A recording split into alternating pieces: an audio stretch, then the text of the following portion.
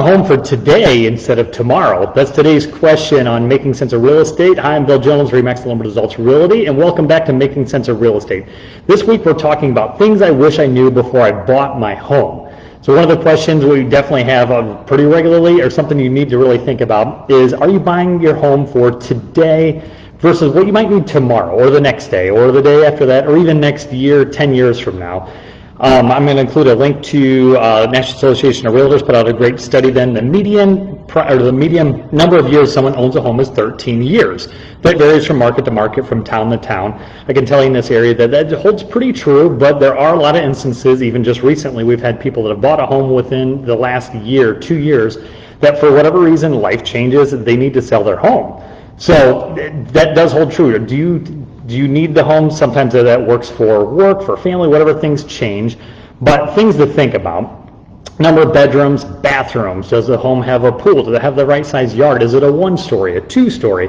So whether you're younger, older, anywhere in between, or whether you have a family or not, just definitely something to consider when you're buying your first home, second home, third home, whatever the case may be. Do you need a larger home for more family? Are you having kids? Are the in-laws going to move in? Is other family members going to stay? Do you need such a big home just because you might need to downsize sooner than what you'd think?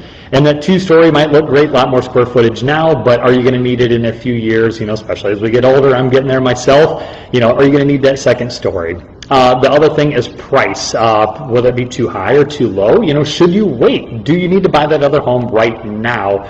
Or the different types of homes. So something to keep in mind. So if the pricing, if you need to get a couple things in order here, maybe it is time to wait. The market's still pretty aggressive. It favors the seller right now. So again, I don't want to talk us out of a job as real estate agents. You definitely don't want to do that. But it's it's what's best for our clients. So maybe you need to get your credit situated. Maybe you need to save a little bit more money to where you'll have that bigger down payment, and you can afford the home that you might want next month, next year, 10 years from now, so that you don't have to go through the expense and the trouble of moving, packing up, and starting over on another home. So just questions to keep in mind. Are you buying a home for today? Are you buying it for tomorrow, next year, 10 years from now? Do your best to try to make that work. I'll include that study below, a lot of interesting information in there.